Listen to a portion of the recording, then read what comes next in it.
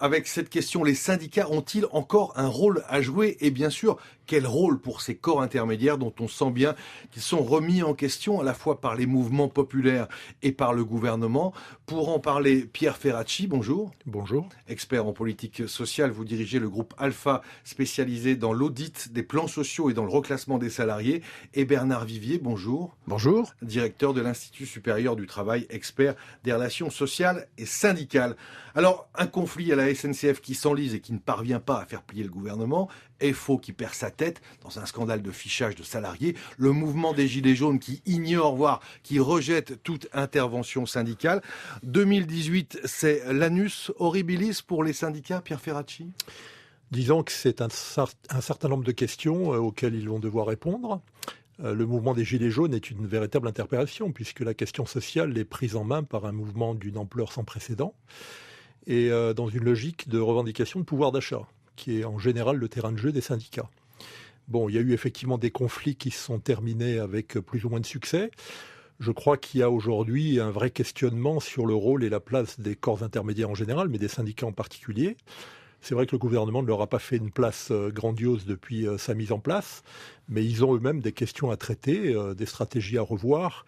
Et peut-être pour moi, c'est aussi une des conséquences de ce qui est en train de se passer avec les Gilets jaunes, peut-être à se rapprocher davantage. Un peu plus de convergence à défaut d'unité organique ferait du bien, parce que cette interpellation de classe populaire et de classe moyenne, c'est aussi une façon de dire rapprochez-vous et on ne peut plus accepter une division qui a pris la forme d'un pluralisme pour certains, mais qui est d'abord une véritable division des organisations syndicales.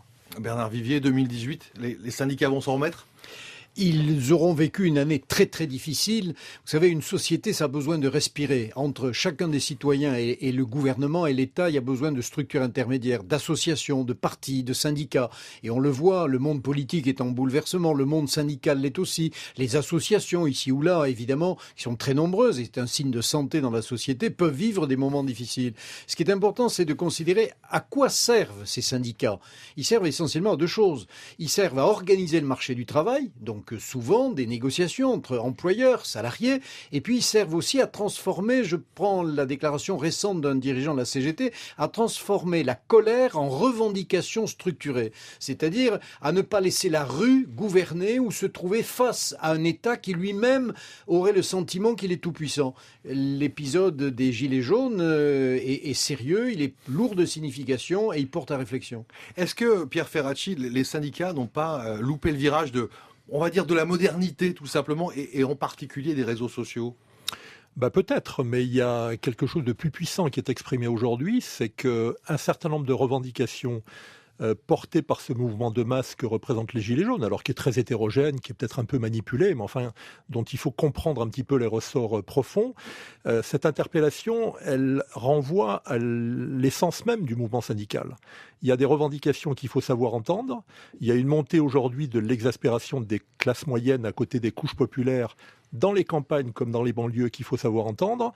Et peut-être qu'aussi, il y a une pression des jeunes qui ont du mal aujourd'hui à syndiquer, qui ont du mal à trouver de l'attractivité dans le monde syndical, qu'il faut aussi savoir comprendre.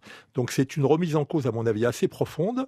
Je pense que s'ils ne le font pas, la société y perdra beaucoup. Et si on ne les aide pas, la société y perdra également beaucoup. Donc il y a aussi une interpellation de la façon de gouverner vis-à-vis des corps intermédiaires et des syndicats qui est aussi à remettre en cause. Alors parlons-en avec vous, Bernard Vivier, des gouvernements. Très, très rapidement, à quand remonte la tentation de mise à l'écart des syndicats? Sarkozy, Hollande, Macron, c'est pas d'hier.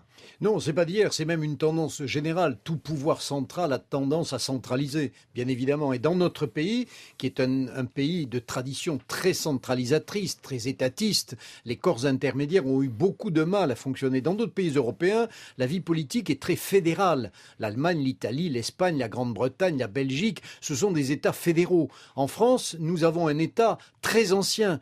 L'idée de nation est une idée relativement récente dans notre histoire. Elle remonte à la Révolution française. L'État a préexisté à la nation. Et donc l'État a toujours été très puissant. Les syndicats ont du reste été patronaux, syndicaux, salariés ou agriculteurs, ont été interdits pendant un siècle, au 19e siècle. Pierre Ferracci, Bernard Vivier, on vous retrouve dans un instant pour continuer à parler du rôle des syndicats.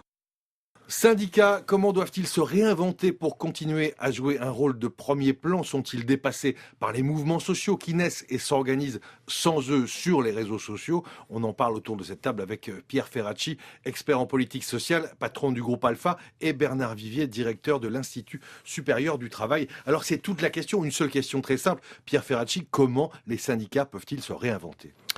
Il faut qu'ils se réinventent en sachant que si nous avons des gouvernants, et c'est le cas d'Emmanuel Macron, mais d'autres hier, qui veulent un rapport direct avec le peuple, il faut qu'ils réfléchissent à la nouvelle façon, avec cette exaspération un peu massive qui s'exprime, très hétérogène, très compliquée, mais qui porte quand même sur des enjeux sociaux majeurs. Le pouvoir d'achat, c'est quand même une revendication essentielle des syndicats. Il faut qu'ils reprennent ça en main avec beaucoup plus d'écoute, une organisation sans doute beaucoup plus adaptée à l'existence de réseaux sociaux. Et à mon sens, c'est une question qui devient essentielle aujourd'hui. Je parlais de convergence tout à l'heure. Il faut qu'il y ait moins de syndicats en France pour que cette expression soit plus audible.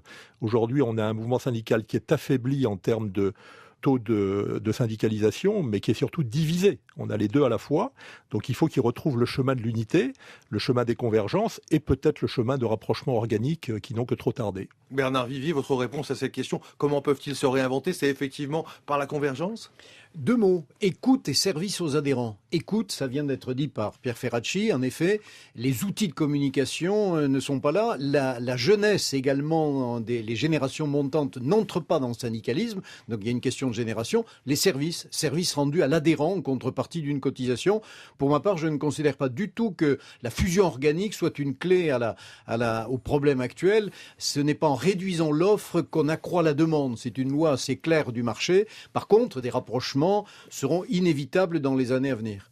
Alors, les syndicats sont de plus en plus convoqués pour être consultés, mais finalement, on voit que la décision finale, elle vient du gouvernement. C'est un piège de la part du gouvernement qui peut être vraiment préjudiciable aux syndicats. Bernard Vivier? C'est un piège d'abord pour le gouvernement lui-même. Si l'on marginalise, si l'on cornérise les organisations syndicales et patronales, eh bien on se retrouve seul face à la rue. Pierre Ferracci, les syndicats sont convoqués pour des analyses spécifiques, mais finalement, le traitement, il est administré toujours par le même. Le médecin, c'est le gouvernement. Oui, mais je pense que le gouvernement devrait comprendre que les syndicats sont, par exemple, de mon point de vue, les mieux placés ou parmi les mieux placés pour faire converger les objectifs sociaux et les objectifs écologiques. Puisque la question de la transition écologique est aujourd'hui posée, mais il y a un problème de rythme. À quel rythme on y va?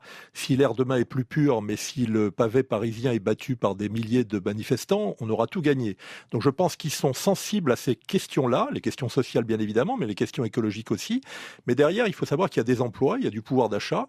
Et peut-être que les partenaires sociaux en général, et les syndicats en particulier, sont à même de traiter ces sujets avec un peu plus d'équilibre et de justesse que certains de nos gouvernants ou que certains autres corps intermédiaires. Et pendant ce temps-là, dans les entreprises, sur le terrain, où en sont les syndicats? Est-ce qu'ils sont vivaces? Est-ce qu'ils négocient? Est-ce qu'ils signent des accords?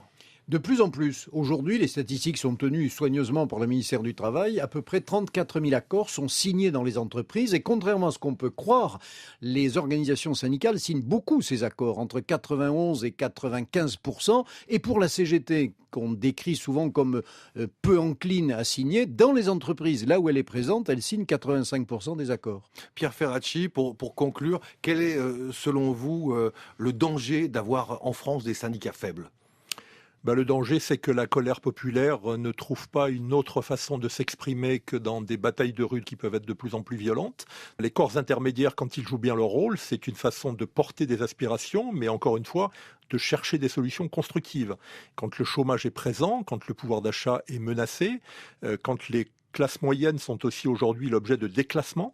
Donc je pense que des syndicats faibles, c'est l'assurance d'avoir une difficulté à trouver ces solutions de façon équilibrée et la tentation peut-être demain d'une partie du pays de pencher vers des solutions autoritaires.